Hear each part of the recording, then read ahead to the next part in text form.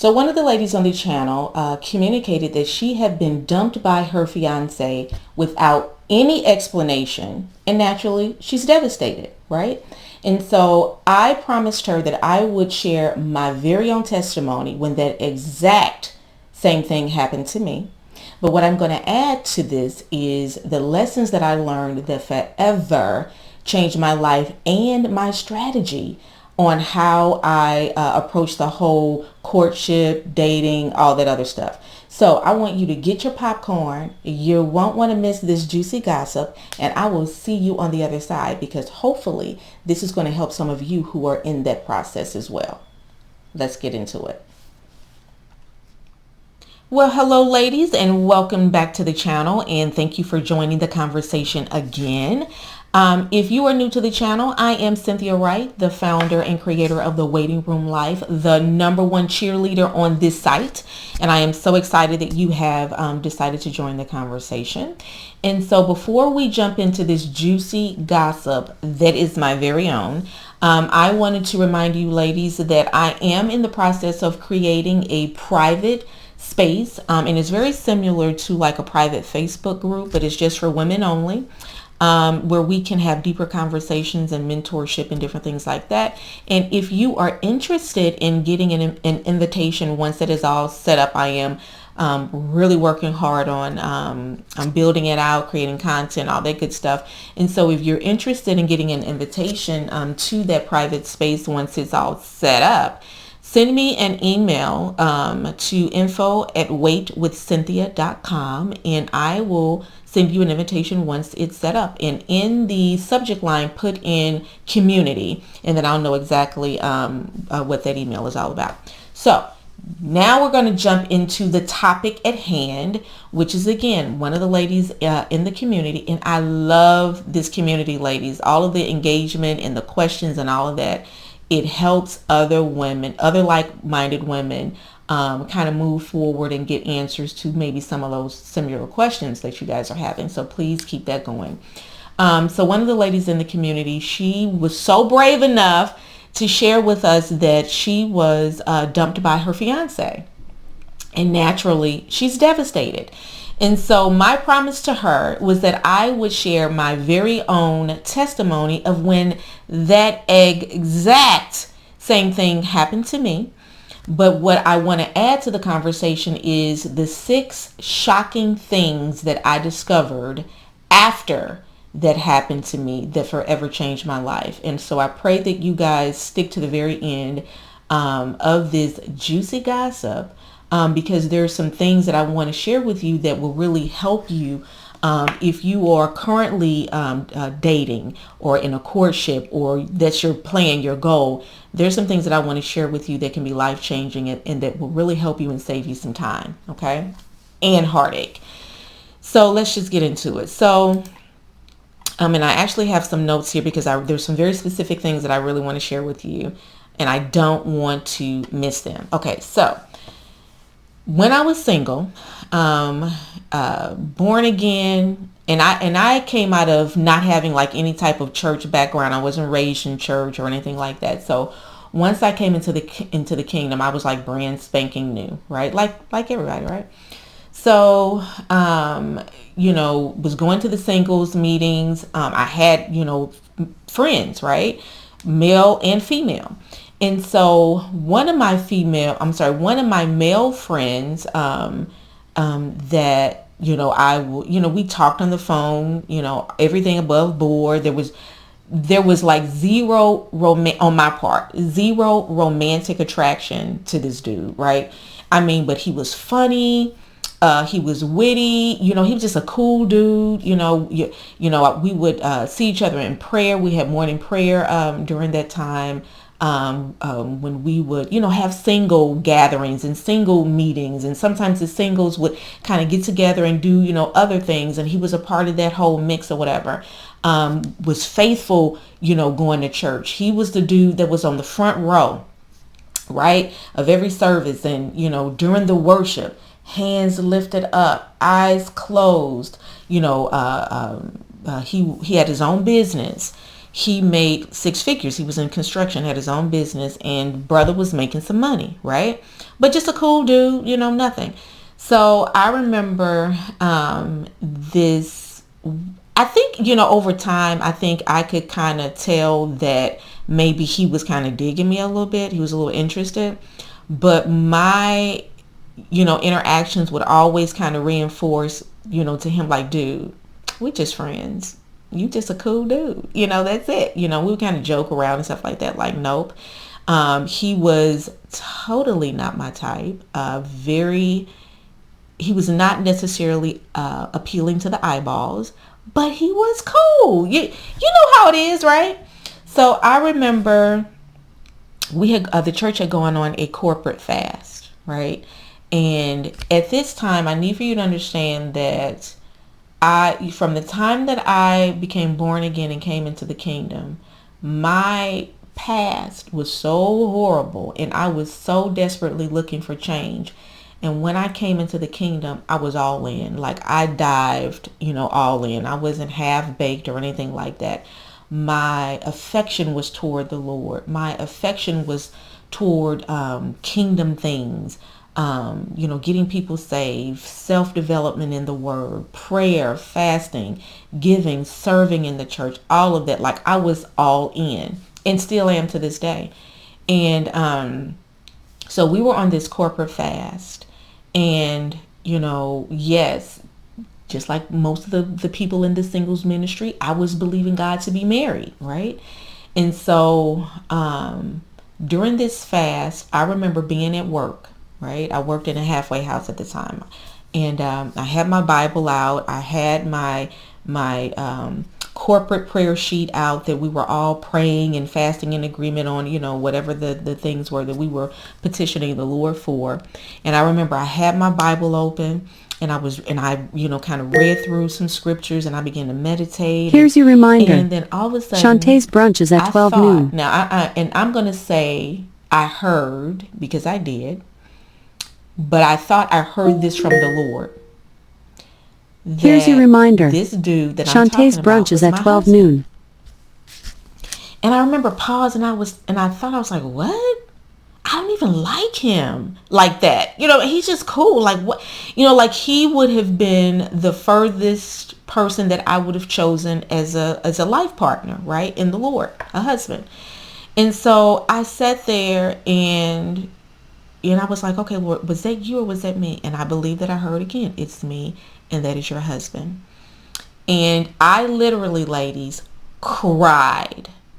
I put my head on my arms and I boo-hooed. I mean, like where your shoulders are moving. And I said, God, anybody but him. And here's the thing.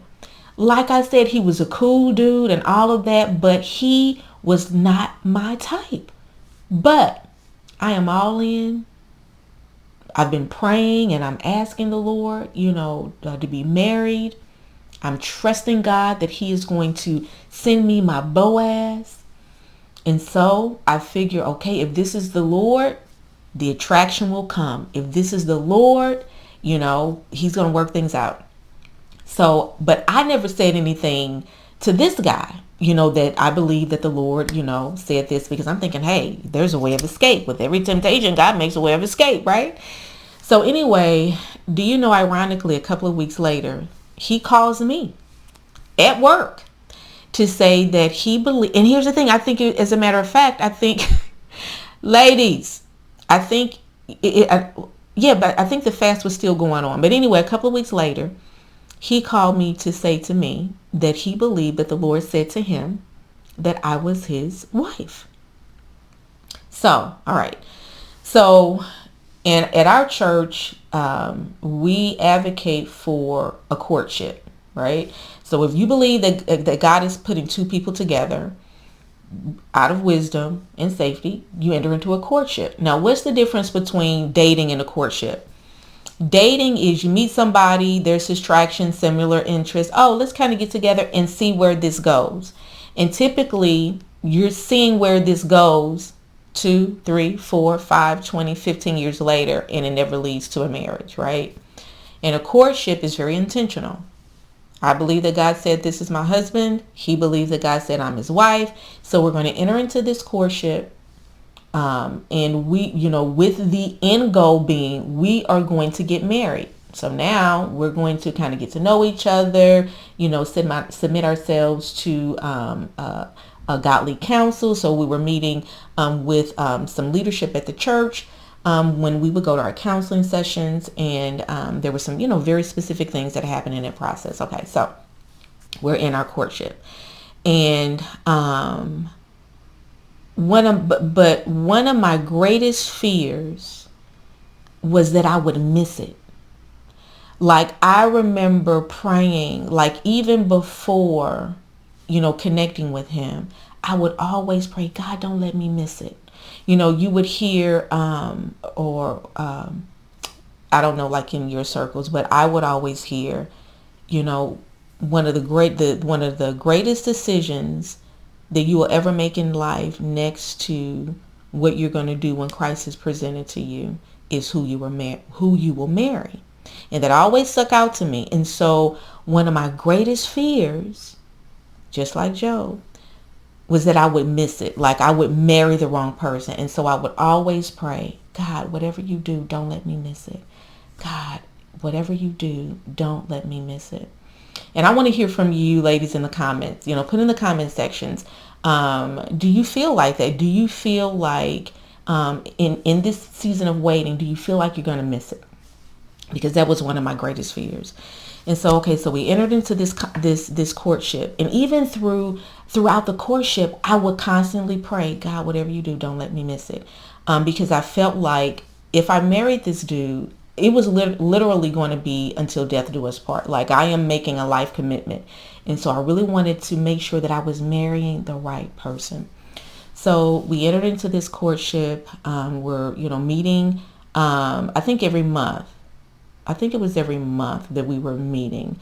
And so after he and I started spending time together, right, it was very exciting. It's like, okay, now, we're sitting together, people, in our church and in our circles know that, we're in counseling, and guess we're going to get married. And, and a lot of the ladies, honey, they wanted this dude, honey, like nobody's business. Why? Because he had lots of dollars. Now, that was not impressive to me because, number one, I had my own money. My mother raised me to be very self-sufficient, so I wasn't impressed by things. I had my own stuff, right? I had already bought property. I had my own job, making my own money. Hey, I had my own stuff, so I wasn't really impressed with his stuff. But let me tell you something, ladies. In our church at that time, he was a catch.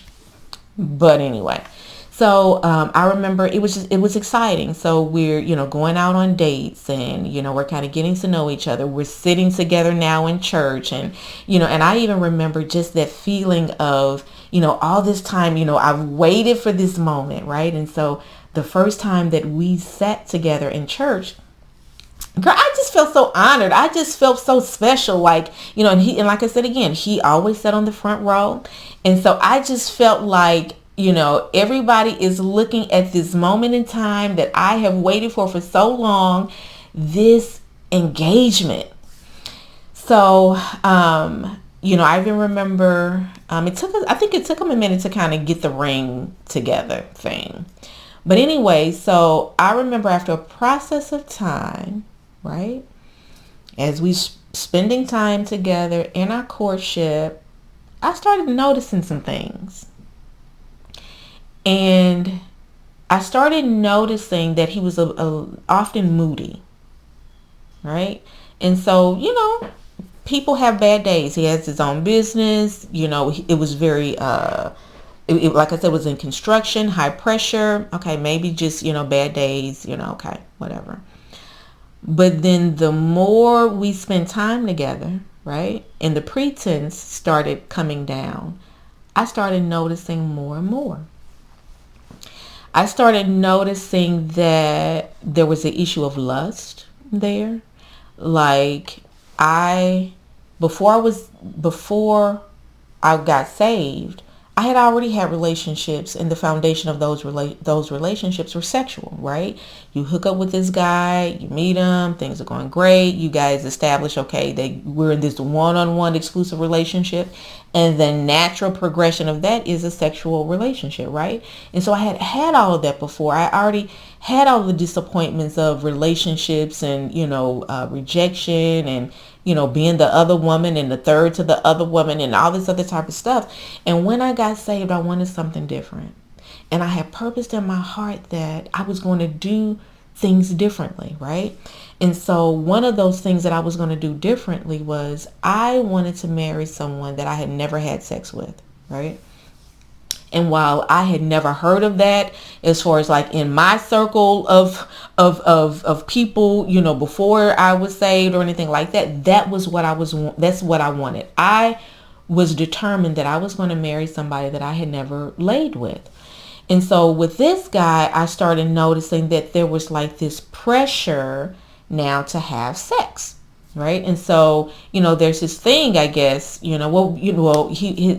position was, well, we're engaged, we're going to get married, so, this is it, I love you and you have these feelings for me. And it's like that. It's like these emotions, and remember, initially he was not my type.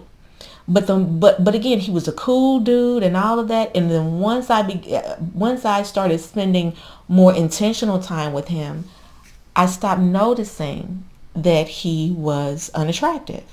I started saying, oh my goodness, he has really nice wavy hair, and his laugh. I just love his laugh. He is just, it's almost like this, right? You don't even notice those things.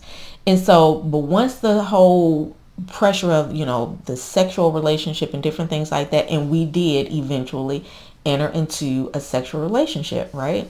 And then what happened was there was another layer, okay? So just getting to know him and, spending time with this cool dude and all that, that first layer of, okay, I don't even notice that he's unattractive. I don't even notice that the dude is country. I don't even notice that those denim jeans that had this red and white stripe going down the side and the pants were just a little bit too short to cover his red Stacey Adams boots that I think that are just hideous. I think that just looks so cute on him. It's just the way he walks and those jeans just flow. Oh my gosh. It was that layer, right? And so then once we started having sex, there was a double layer. And so there were other things that I did not see as clearly, right? What are some of those other things?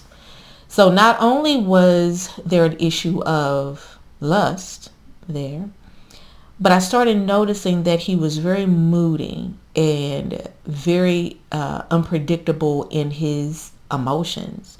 Like he would have these bouts of outbursts of rage and I would always attribute it to pressure on his job and whatever else.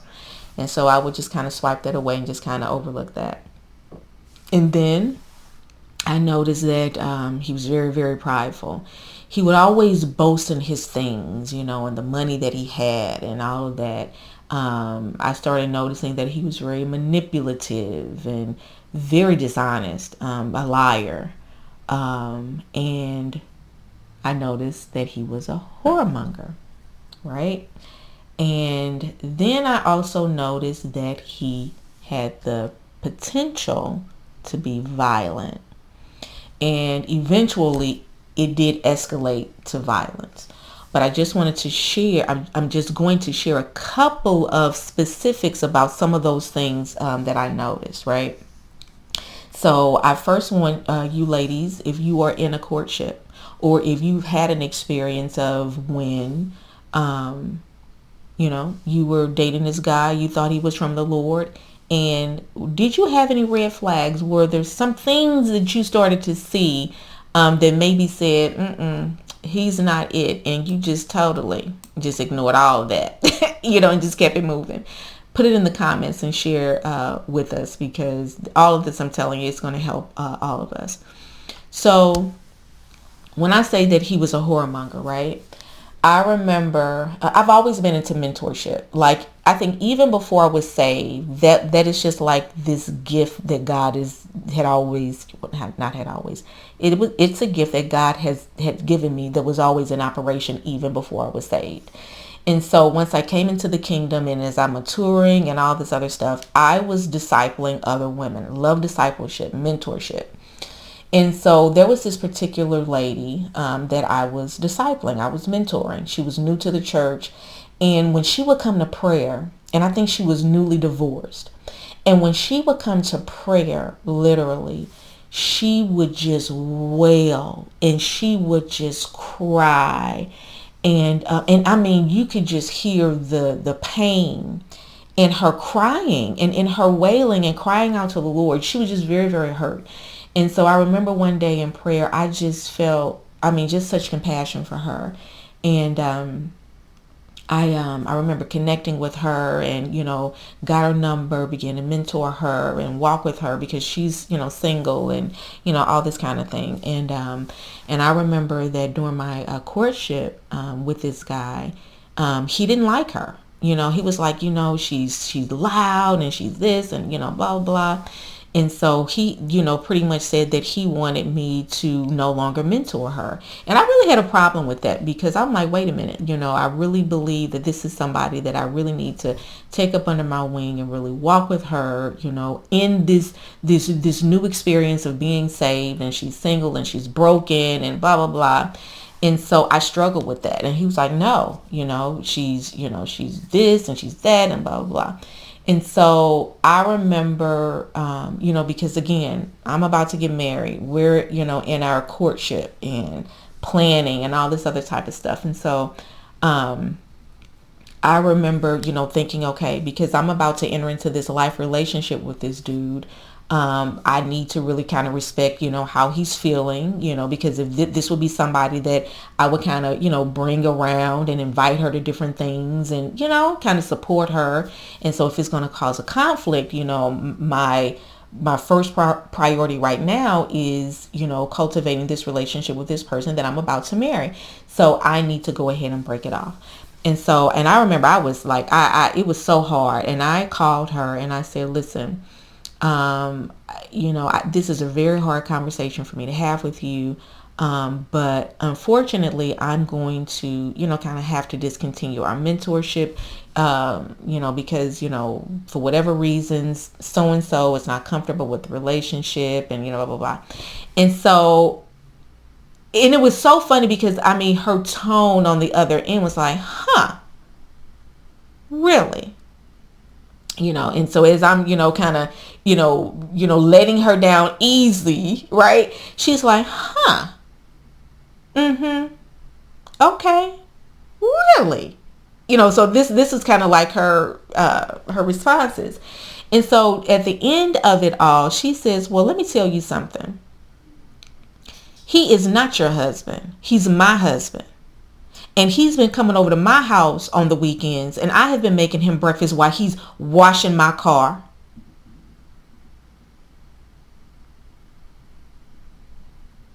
And other things. I was like, and so I'm like, what? Huh? Really? Right?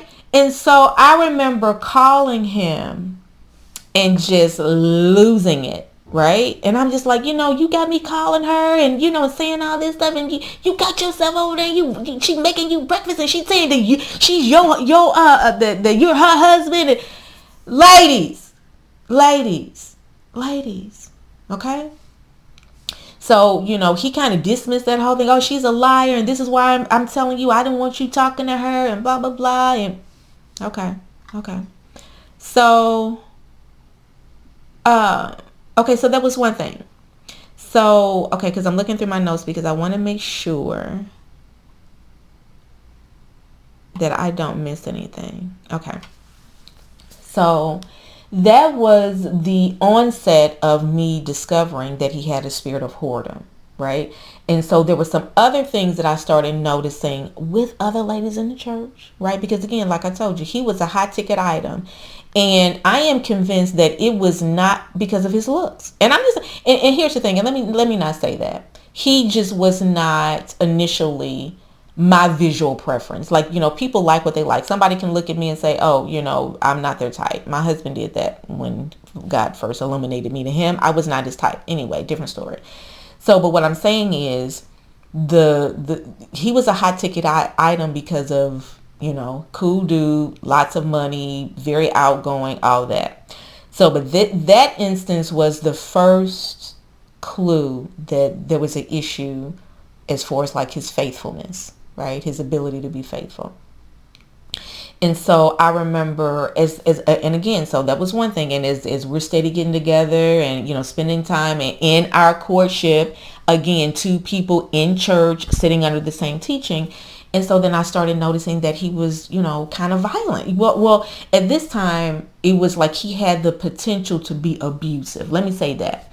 And I remember, we had several instances of breaking up, making up, breaking up, making up, breaking up, making up.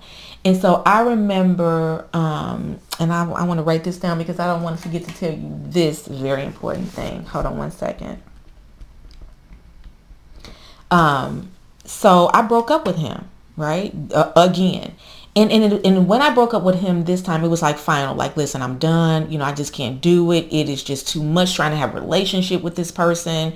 Like very moody, unpredictable. And it was just too much.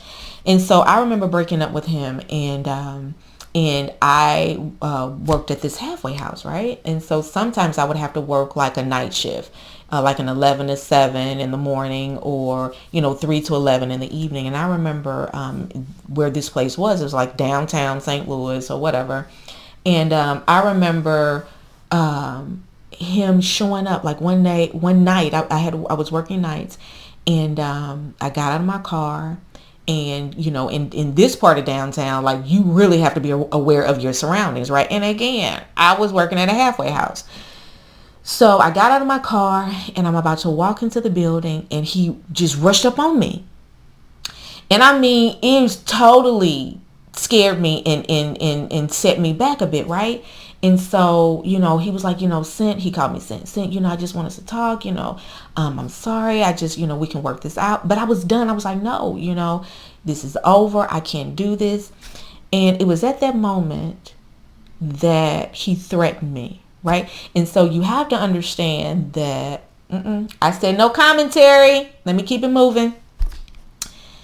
So he threatened me and he said to me that if I didn't call him when I got off work and met him, that he was going to come to my job. He was going to make a scene and he was going to get me fired. Right. So this was another layer. Right. So naturally, I called him, and he's trying to smooth things over. He's trying to, make things work. And I was done, ladies. I just did not. And so, he was like, just give me another chance and blah, blah, blah. He could be very charming and, all of that. And so what did I do? Gave him another chance. And I remember this thing was just so toxic. This relationship that started off great dude, funny, likable, outgoing. It just gradually and ever so slowly started taking a turn. And I remember, just with the breaking up and the making up. And again, let me just give this little bit of commentary. I know I said I wasn't, this little bit of commentary. That was the same MO that I had in the world with those relationships, right? I wanted something different in the kingdom. And my relationships before I was saved, it was break up, making up, practicing divorce, right? Here I am in the kingdom, desperately wanting something that looked totally opposite to that. But this is what I have. And we're breaking up and we're making up and we're breaking up and we're making up, right? So already I'm disappointed by that. And so I remember that the relationship had turned and was so toxic and so bad that I just wanted it to be over. I was tired of even feeling like I was in limbo of, did I miss God? Is this God? But this is what I heard on this fast. And I even remember I even remember having an instance where even the enemy, because you have to remember that the enemy knows scripture as well. And I remember being in this conflict, like, how can this be God? And I'm, yes, I believe I heard this on the fast, but God, I got all this stuff that I'm seeing, all this stuff that's going on. And I remember waking up one morning and TD Jakes was on. And I mean, honey, when I turned it on, he was right in the throes of, the climax of his message. And he was teaching on Hosea and how God told Hosea to go down and marry a prostitute. And how, this prostitute was so unfaithful and had all of these children out of wedlock, and all of these children outside of their marriage, but how he still loved her and he was committed to her. And I mean, that message pulled me in, and I said, God is speaking to me. God, even though he sees and he knows that, all of these red flags and this whoredom and all of this and all of that, God is going to use this marriage to be a trophy and a witness of how he can restore. I need to hear from somebody in the comments if this is relatable. Ladies, have you ever been in a situation where you